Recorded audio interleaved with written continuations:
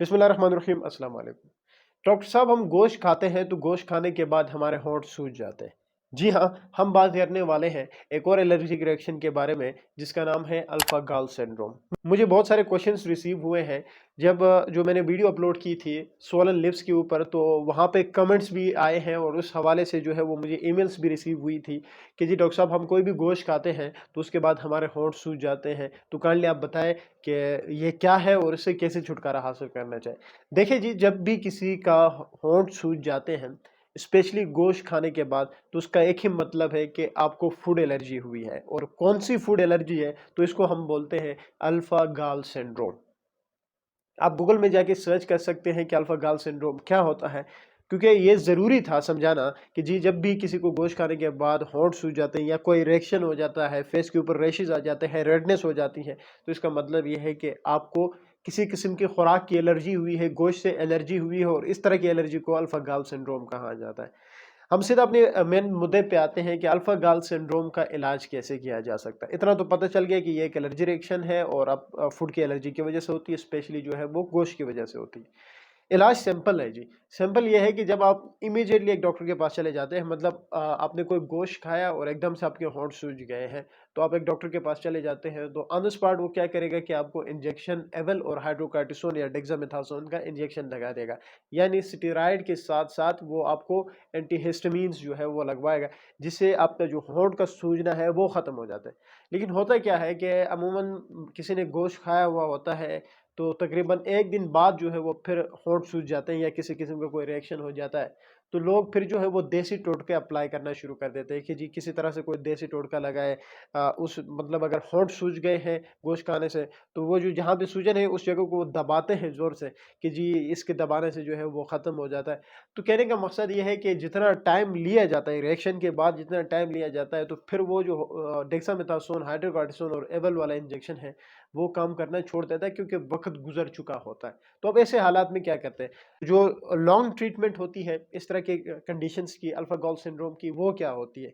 तो वो कुछ इस तरह से होती है कि सबसे पहले इस तरह के पेशेंट्स में हम दे रहे होते हैं एनसैड्स, नॉन स्टेरॉइडल एंटी इन्फ्लेमेटरी हम ड्रग्स देते हैं। और जो स्टेरॉइड है प्रेडनिसोलोन जो है वो हम प्रिस्क्राइब कर रहे होते हैं। अब कैसे एग्जैक्टली मैं आपको बताता हूँ। करना क्या होता है कि आपने सबसे पहले डेंजन डीएस की टेबलेट लेनी होती है, दिन में 2 दफ़ा वो टेबलेट आपने इस्तेमाल करनी होती है। इंजेक्शन लगाना है, अगर लेट भी हो गए तो इंजेक्शन तो हमने लाज़मी लगाना है स्टेट डोज़ में। उसके बाद की मैं बात कर रहा हूँ, डेंजन डीएस दिन में 2 दफ़ा आप इस्तेमाल करोगे। डेंजन डीएस में सेरेशोपेप्टाइडेज़ होता है, वो आपने क्योंकि सम टाइम एसिडिटी कर देता है, मैदे को जो है वो ख़राब कर देता है, तो आपको साथ को पीपीआई भी लेनी होती है, जैसे कि ओमेप्राज़ोल है, इसोमेप्राज़ोल, डेक्सलेंसोप्राज़ोल, लेंसोप्राज़ोल, आप कोई भी मेडिसिन पीपीआईज़ में साथ इसके लेंगे। एनसेड्स के बाद दूसरी जो चीज़ हम इसमें ले रहे होते हैं वो है स्टेरॉइड्स, यानी प्रेडनिसोलोन जो है वो हम इसमें इस्तेमाल कर रहे होते हैं। अब जो प्रेडनिसोलोन होता है वो 5 एमजी में आता है। याद रखें, जब भी किसी पेशेंट को प्रेडनिसोलोन लेना हो या एज अ डॉक्टर आप उसको प्रिस्क्राइब कर रहे हो, तो टेपर करके आपने देनी होती है, क्योंकि स्टेरॉइड सडन विड्रॉ से जो है वो फिर बहुत शदीद किस्म के साइड इफ़ेक्ट्स देखने को मिलते हैं। अब कैसे टेपर करोगे? शुरू में आपने पेशेंट को कम से कम 7 दिनों के लिए स्टेरॉइड्स पे डालना होता है, जिसमें अपने पेशेंट को कहना है कि जी दिन में 3 दफ़ा जो है वो 3-3 गोलियाँ आपने लेनी है। फिर आपने कहना है कि जी अगले दिन आपने दिन में 3 दफ़ा 2-2 गोलियाँ लेनी है। फिर अगले दिन जो है दिन में 1 दफ़ा 1-1 गोली लेनी है। वो इस तरह करते लास्ट डे पे आपने सिर्फ़ 1 ही गोली छोड़नी होती है। तो इस तरह इसको जो है वो स्टेरॉइड्स को टेपर किया जाता है। और स्टेरॉइड्स के साथ हम एंटी एलर्जिक कोई भी लोराटिडिन, डिसलोराटिडिन हो गया या फिर एवल जो है वो हम इस्तेमाल कर रहे होते हैं। तो ये कुछ एक मेडिसिन्स है जिनके इस्तेमाल से ये जो होंठ का सूजना होता है गोश्त खाने के बाद, जिसको हम अल्फा गाल सिंड्रोम कहते हैं, उससे छुटकारा पाया जा सकता है।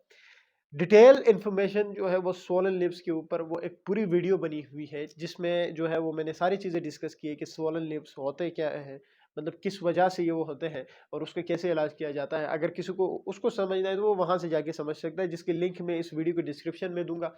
और क्योंकि मुझे मैसेजेस आए थे कि जी गोश्त खाने के बाद होंठ सूज जाते हैं, तो वो क्या होता है, वो अल्फा गाल सिंड्रोम होता है, ये एक फूड एलर्जी की वजह से होता है और उसका कैसे इलाज किया जाता है वो भी मैंने इस वीडियो में बात की है। उम्मीद है एक छोटी सी वीडियो आप लोगों को पसंद आएगी। Thank you.